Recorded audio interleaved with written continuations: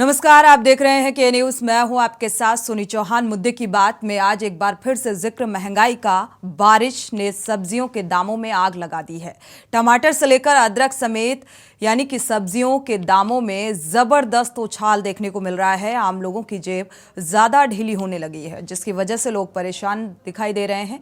बारिश ने गर्मी से भले ही राहत पहुंचाई हो, लेकिन इससे सब्जियों की कीमत में आग लग गई है।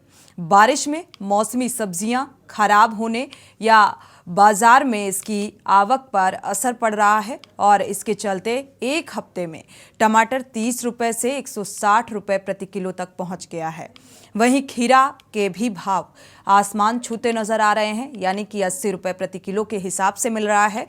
बारिश जारी रहती है तो आगे भी सब्जियां महंगी ही खानी पड़ेंगी। जहां तक सब्जी मंडी में हर दिन जितनी गाड़ियां सब्जी लेकर आती हैं, जो इन दिनों कम ही गाड़ियां सब्जी लेकर आ पा रही हैं। आवक कम रहने के चलते थोक सब्जी मंडी में ही सब्जियां दोगुने भाव में मिल रही हैं और इसका असर फुटकर भाव पर भी देखने को मिल रहा है।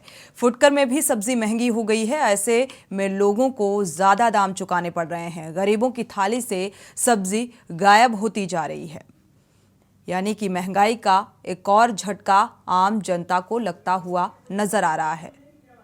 जिस तरीके से सब्जियों के दाम आसमान छूते नजर आ रहे हैं, चाहे टमाटर के रेट की बात करें या अन्य मौसमी सब्जियों की बात करें, वो लगातार इजाफा होता जा रहा है। लोगों की जेब पर भारी पड़ता नजर आ रहा है। लोगों की थाली से अब हरी सब्जियां फिलहाल दूर होती नजर आ रही हैं।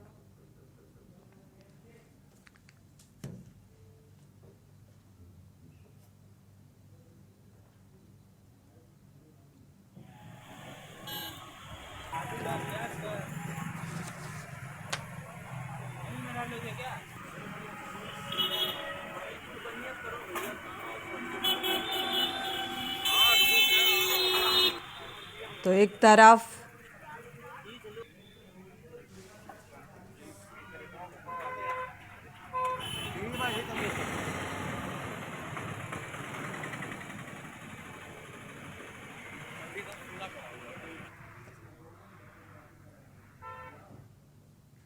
तो एक बार रुक कर लेते हैं। सीएम योगी आदित्यनाथ जो दुर्लभ लोग हैं उनको की चाबी सौंपते हुए नजर आ रहे हैं, क्योंकि इस कार्यक्रम में पहुंचे हुए हैं। आप सीधी तस्वीरें इस वक्त देख पा रहे हैं, क्योंकि जो माफिया हैं उन्होंने उनके जमीन जो है संपत्ति को जब्त किया गया था और उनका भवन निर्माण कराकर अब वो जो पात्र लोग होंगे, जो इसके लायबल होंगे, उनको अब इसकी चाबी सीएम योगी आदित्यनाथ सौंपेंगे।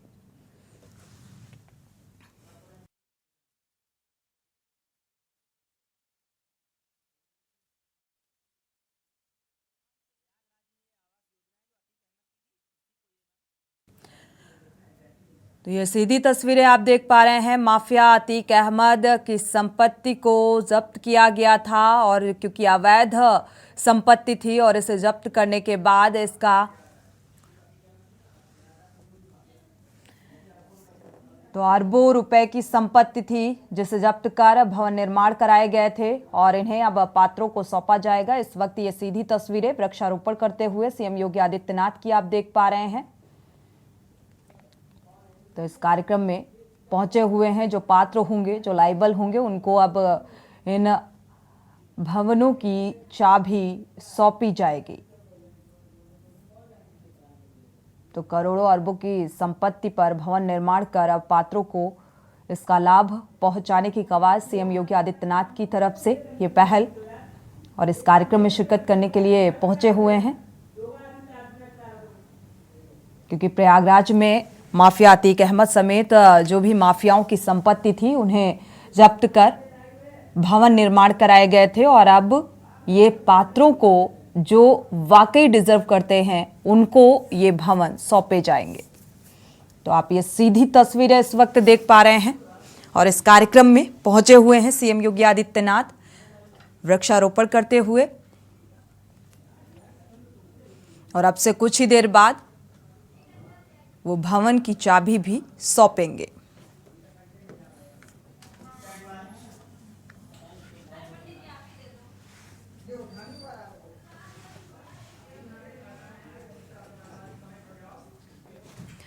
मुद्दे की बात में वापस लौटते हैं। मुद्दे की बात ये कि महंगाई एक बार फिर से झटका देती हुई नजर आ रही है, क्योंकि हरी सब्जियां अब महंगी हो गई हैं और एक बार फिर से महंगाई जो है आम जनता का बजट बिगाड़ती हुई नजर आ रही है। और खासतौर पर किचन के स्वाद की अगर बात की जाए तो जाहिर सी बात है, स्वाद में कमी देखने को मिलेगी। इसी को लेकर आज मुद्दे की बात में चर्चा होगी।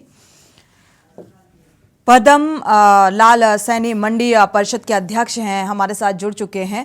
स्वागत है आपका इस चर्चा में शामिल होने के लिए। पदम लाल सैनी जी, अगर देखा जाए तो आखिर महंगाई की क्या कुछ वजह मानी जाए, जिस तरीके से मंडी में अब आवक भी कम बताई जा रही है और आवक कम है, इसकी वजह से अब दाम जो हैं वो आसमान छूते नजर आ रहे हैं।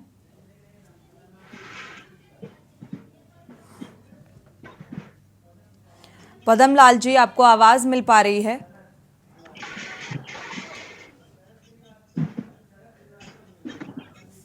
चलिए, पदम जी को आवाज नहीं मिल पा रही है। शरद श्रीवास्तव भी जुड़ चुके हैं, आर्थिक विश्लेषक हैं। स्वागत है आपका इस चर्चा में शामिल होने के लिए।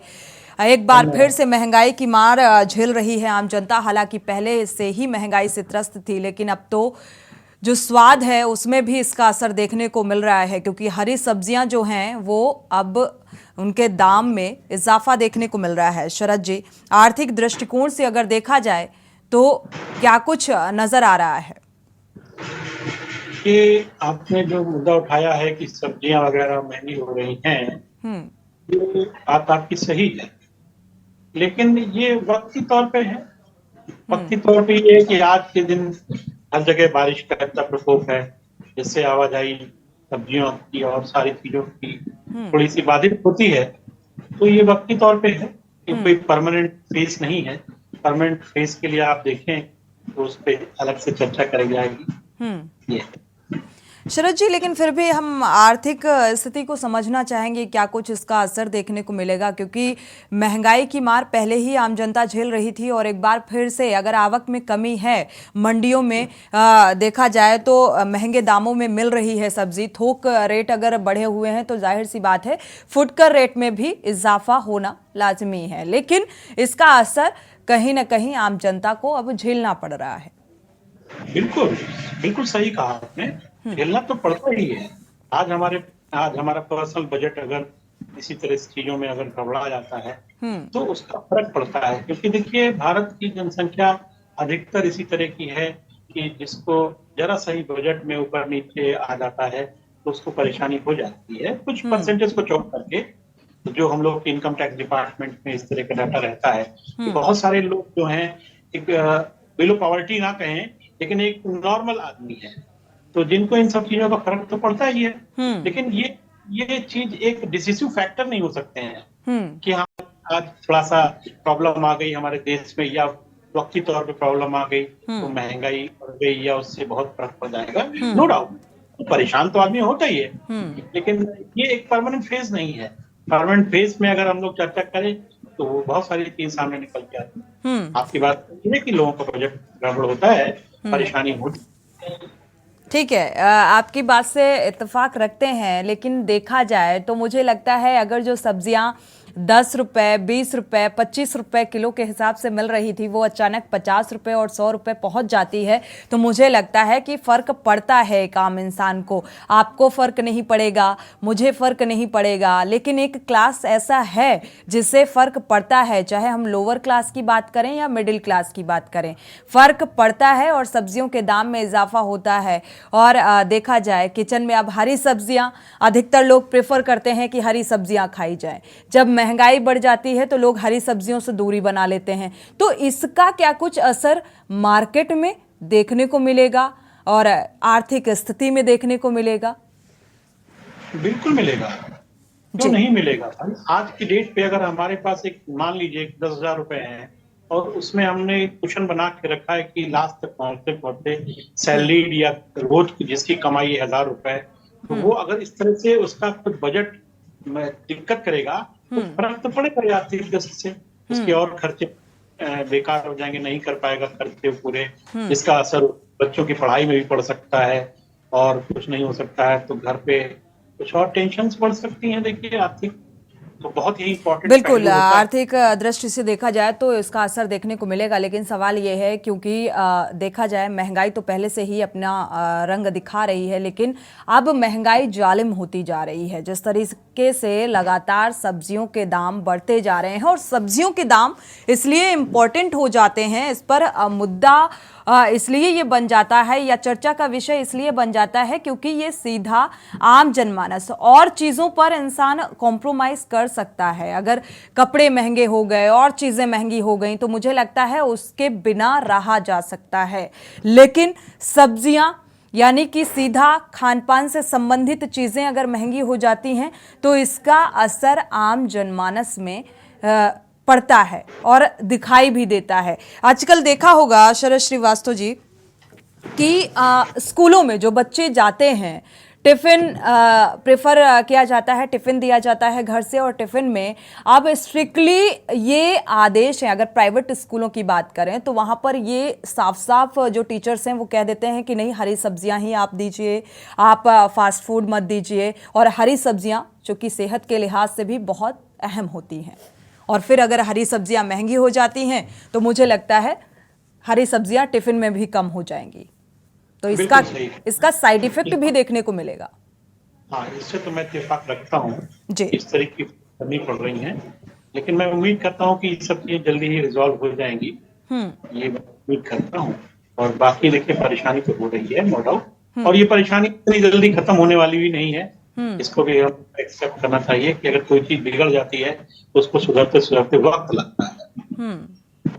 ये बिल्कुल। अब मौसम का मिजाज, क्योंकि बारिश का मौसम है और बारिश के मौसम में देखा जाए तो एक बार फिर से सब्जियों के दामों में इजाफा देखने को मिल रहा है और महंगाई की मार एक बार फिर से पड़ती हुई नजर आ रही है, और इसका खास तौर पर असर किचन में देखने को मिल रहा है। गृहिणियों में नाराजगी भी देखने को मिल रही है। गृहिणियों का साफ तौर पर कहना है कि अब किचन का स्वाद थोड़ा फीका पड़ गया है, क्योंकि हरी सब्जियां अगर थाली से दूर हो जाएंगी तो जाहिर सी बात है क्योंकि हर चीज में महंगाई का असर देखने को मिल रहा है, अब सब्जी भी इससे अछूती नहीं रही। वजह कुछ भी रही हो, चाहे मौसम का बदलता मिजाज रहा हो, क्योंकि मौसमी सब्जियां लोग ज़्यादा प्रेफर करते हैं, हरी सब्जियां, मौसमी सब्जियां, और जब मौसमी सब्जियां महंगी हो जाती हैं तो ऐसे में दिक्कतें होती हैं, क्योंकि स्वास्थ्य के लिहाज से भी बेहद महत्वपूर्ण होता है। डॉक्टर भी रिकमेंड करते हैं कि हरी सब्जियां खानी चाहिए, लेकिन हरी सब्जियां जब हमारे बजट में नहीं होंगी, हाँ आम इंसान के बजट में नहीं होंगी, तो शरद जी कैसे कोई हरी सब्जियां खा पाएगा?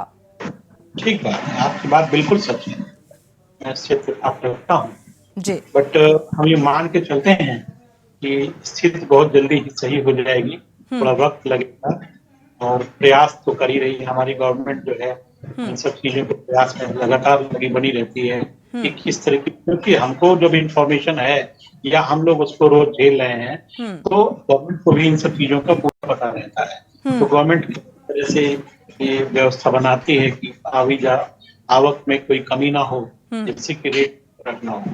बिल्कुल। गांव से गवर्नमेंट अगर सत्ता पक्ष के तर्कों की बात की जाए तो कहा जाता है कि लाइन में खड़े अंतिम व्यक्ति भूखा नहीं सोएगा, लेकिन जब महंगाई बढ़ जाती है और हरी सब्जियों के दाम आसमान छूते हैं तो ज़रूर मुझे लगता है कि लोग सिंपल और सादा भोजन करना ही उचित समझेंगे, क्योंकि उनकी थाली से हरी सब्जियां दूर हो जाएंगी। इसी पर चर्चा हमारी जारी रहेगी, यहाँ रुकेंगे एक छोटे से ब्रेक के लिए।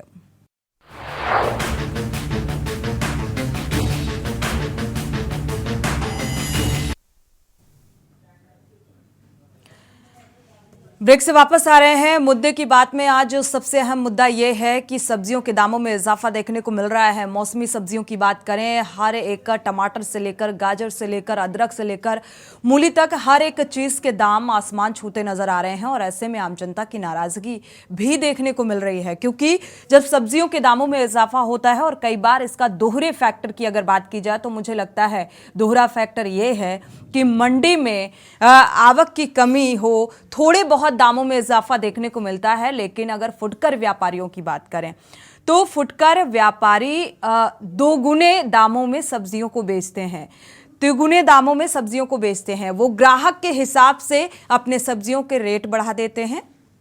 ये भी एक वजह होती है कि सब्जियां इतनी महंगी नहीं होती जितनी महंगी उन्हें बेच दिया जाता है, या फुटकर व्यापारी उनको महंगा बेचते हैं क्योंकि अपने हिसाब से रेट जो है तय कर देते हैं, और इसलिए आम जनमानस से ये हरी सब्जियां और दूरी हो जाती है या दूरी बना लेती हैं।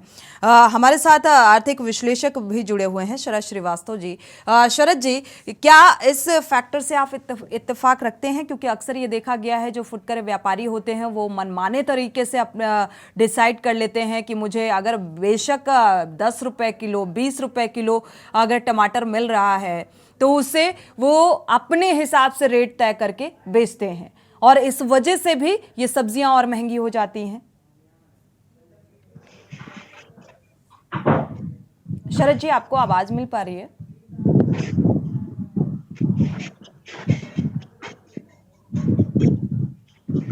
चलिए दोबारा से संपर्क करने की कोशिश करेंगे। शरद जी को आवाज नहीं मिल पा रही है, लेकिन अब एक बार फिर से महंगाई की मार झेल रही आम जनता को हरी सब्जियों से दूरी बनती हुई नजर आ रही है। और देखा जाए तो अब गृहिणियों में इस बात को लेकर नाराजगी भी देखने को मिल रही है, और ये कहना है कि अब पहले जो महंगाई थी, कहते थे सखी सैया तो बहुत ही कमात हैं, महंगाई डायन खाए जात है, तो ऐसी ही कुछ तस्वीर सामने आ रही है, और पूरा जो बजट है वो बिगड़ता नजर आ रहा है गृहिणियों का, क्योंकि सब्जियां जो हैं उनके दाम आसमान छूते नजर आ रहे हैं, और फुटकर व्यापारी जो हैं मनमाने तरीके से सब्जियों के रेट डिसाइड करते हैं और उन्हीं रेट के आधार पर बेचते हैं, और इसलिए भी इन सब्जियों के दाम दोगुने हो जाते हैं। शरद श्रीवास्तव आर्थिक विश्लेषक हमारे साथ जुड़े हुए हैं लगातार इस मसले पर। शरद जी, अगर देखा जाए, क्या इसको भी मानते हैं आप, क्योंकि अधिकतर देखा गया है आवक की कमी हो या जो भी है, जो मंडी से व्यापारी खरीद कर लाते हैं सब्जियां, और ऐसे में मंडी में इतनी महंगी सब्जी नहीं होती, लेकिन फुटकर व्यापारी उसे मनमाने तरीके से रेट डिसाइड करते हैं और बेचते हैं, इसलिए भी सब्जियों के दाम जो हैं वो दोगुने और तिगुने हो जाते हैं। ठीक है, बिल्कुल सही कह रहे हैं आप, और ऐसा होता है क्योंकि इसको एक अपॉर्चुनिटी की तरह से लोग देखते हैं। जिसने भी इस तरह का मौका मिलता है वो उसको इनकैश करने की कोशिश करता है, तो ये भी एक बहुत बड़ी प्रॉब्लम है, क्योंकि नॉर्मली भी यही होता है। आप आज तो चलिए महंगाई बढ़ी हुई है, जब भी इस तरह की कोई चीज होती है तो जो हमारे थोक व्यापारी होते हैं उन पे बहुत ज्यादा असर नहीं आता इन सब चीजों का, लेकिन हमारे फुटकर व्यापारी जो होते हैं वो इसी को बढ़ा चढ़ा करके लोगों, हम ग्राहकों तक पहुंचाने की करते हैं व्यवस्था। तो ये बहुत बड़ा कारण होता है कि इसको एक अपॉर्चुनिटी की तरह से लोग देखते हैं। वहां पर ये सोच बिल्कुल किनारे हो जाती है कि यहाँ पर अगर इतना महंगा है तो लोगों पे क्या असर पड़ेगा, या हम कम मार्जिन लें, या बिल्कुल, ये सब तो है ही है। बिल्कुल बिल्कुल आपने सही कहा, बिल्कुल एस्पेक्ट आपका बिल्कुल क्लियर है, ये सच है। बिल्कुल शरद जी, ऐसा क्योंकि अक्सर देखने को मिलता है मार्जिन, मुझे लगता है इसको लेकर एक मानक जो है, या ये कहें एक रेट का जो क्राइटेरिया है, वो मतलब एक फिक्स होना चाहिए कि मार्जिन इतना ठीक है, इतने % मार्जिन आपको मिलना चाहिए, और इतना भी मत मार्जिन निकालिए कि आम जनता की जेब पर भारी पड़े। ये एक मुझे लगता है इस ओर थोड़ा सा ध्यान देने की जरूरत है। बिल्कुल आपने सही कहा, ये बहुत कंट्रोल करने की जरूरत है। लेकिन होता क्या है कि मैडम, जिस तरह से बाकी चीजों की होती है व्यवस्था, जिसमें कि आपकी प्राइस लिखी होती है, लेकिन ये ऐसी फुटकर चीजें हैं कि इसको कंट्रोल करना नॉर्मल वे में थोड़ा कठिन हो जाता है। अब प्याज में कोई हम MRP तो लिख नहीं सकते हैं कि हम ये नहीं कह सकते कि साहब इतना ही मार्जिन आप लेंगे, तो ये अनऑर्गेनाइज सेक्टर की वजह से इसमें इनको पूरी छूट रहती है कि कितना मार्जिन ले लें या कितना कम मार्जिन ले लें। ये तो उनके विवेक पर और उनकी एक समाज के लिए एक जिम्मेदारी के तौर पे ही देखा जा सकता है। इसमें कोई कंट्रोल बहुत ज्यादा हो नहीं सकता है, अनऑर्गेनाइज सेक्टर होने की वजह से। शुक्रिया इस चर्चा में शामिल होने के लिए, आपका बहुत बहुत शुक्रिया। और एक बार सीधे दिल्ली का रुख कर लेते हैं। प्रधानमंत्री नरेंद्र मोदी इस वक्त पहुंचे हुए हैं DO की शताब्दी समारोह में एज ए गेस्ट। क्या कुछ कह रहे हैं, सुनाते हैं आपको। पैमाना बन रही है, गवर्नमेंट फर्म से लेकर डिप्लोमेसी तक कई क्षेत्रों में भारतीय युवाओं के लिए लगातार नए मौके बन रहे हैं। देश में हिस्ट्री, हेरिटेज और कल्चर से जुड़े क्षेत्रों ने भी युवाओं के लिए अपार संभावनाएं बना दी है। आज देश के अलग अलग राज्यों में ट्राइबल म्यूजियम्स बन रहे हैं। पीएम म्यूजियम के जरिए आजाद भारत की विकास यात्रा के दर्शन होते हैं। और आपको ये जानकर के भी अच्छा लगेगा कि दिल्ली में विश्व का सबसे बड़ा हेरिटेज म्यूजियम युगे युगीन भारत ये भी बनने जा रहा है।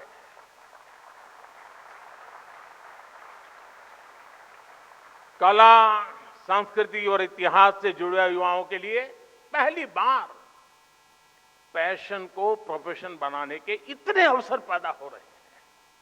इसी तरह आज दुनिया में भारतीय टीचर्स की अलग पहचान बनी है। मैं ग्लोबल लीडर से मिलता हूं, उनमें से कई अपने किसी न किसी इंडियन टीचर से जुड़े किस्से बताते हैं और बड़े गौरव से बताते हैं। भारतीय सॉफ्ट पावर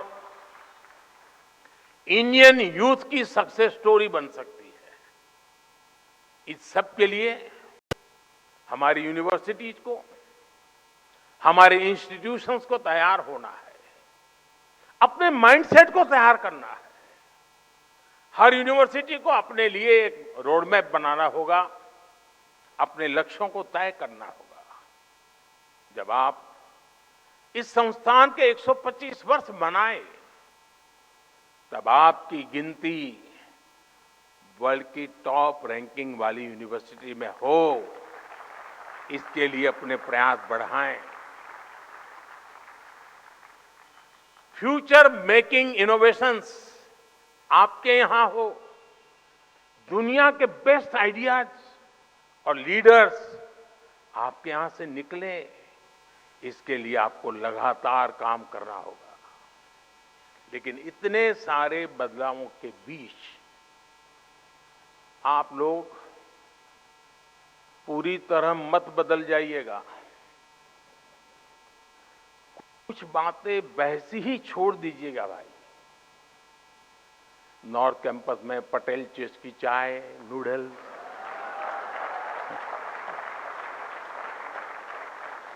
साउथ कैंपस में चाणक्य आज के मोमोज, इनका टेस्ट न बदल जाए, ये भी आपको इंश्योर करना होगा। साथियों, जब हम अपने जीवन में कोई लक्ष्य तय करते हैं तो उसके लिए पहले हमें अपने मन मस्तिष्क को तैयार करना होता है। एक राष्ट्र के मन मस्तिष्क को तैयार करने की ये जिम्मेदारी उसके एजुकेशन इंस्टीट्यूट को निभानी होती है। हमारी नई जनरेशन फ्यूचर रेडी हो, वो चैलेंजेस को एक्सेप्ट करने और फेस करने का टेम्परामेंट रखती हो। ये शिक्षा संस्थान के विजन और मिशन से ही संभव होता है। मुझे विश्वास है दिल्ली यूनिवर्सिटी अपनी इस यात्रा को आगे बढ़ाते हुए इन संकल्पों को जरूर पूरा करेगी। इसी के साथ आप सभी को इस शताब्दी वर्ष की यात्रा को जिस प्रकार से आपने आगे बढ़ाया है, उसे और अधिक सामर्थ्य से और अधिक शानदार तरीके से और अधिक सपने और संकल्पों को लेकर के सिद्धि को प्राप्त करने का रास्ता बनाते हुए आगे बढ़े। सिद्धियां आपके कदम चूमती रहे, आपके सामर्थ्य से देश बढ़ता रहे। इसी कामना के साथ आप सबको बहुत बहुत शुभकामनाएं। धन्यवाद। तो डीयू की शताब्दी समारोह में एज ए गेस्ट प्रधानमंत्री नरेंद्र मोदी ने शिक्षा पर बात की और उन्होंने छात्रों को प्रोत्साहित किया और दिल्ली से मेट्रो का सफर भी किया और इस कार्यक्रम में शिरकत करने के लिए बतौर पहुंचे हुए थे और उन्होंने प्रोत्साहित करते हुए अपनी समृद्धि के लिए एक रास्ता तलाशने का भी जिक्र किया। पूरी तरीके से शिक्षा पर उन्होंने एक मैसेज दिया और बात की। इसी के साथ मुद्दे की बात में फिलहाल बस इतना ही। आगे खबरों के लिए आप देखते रहिए के न्यूज़ इंडिया।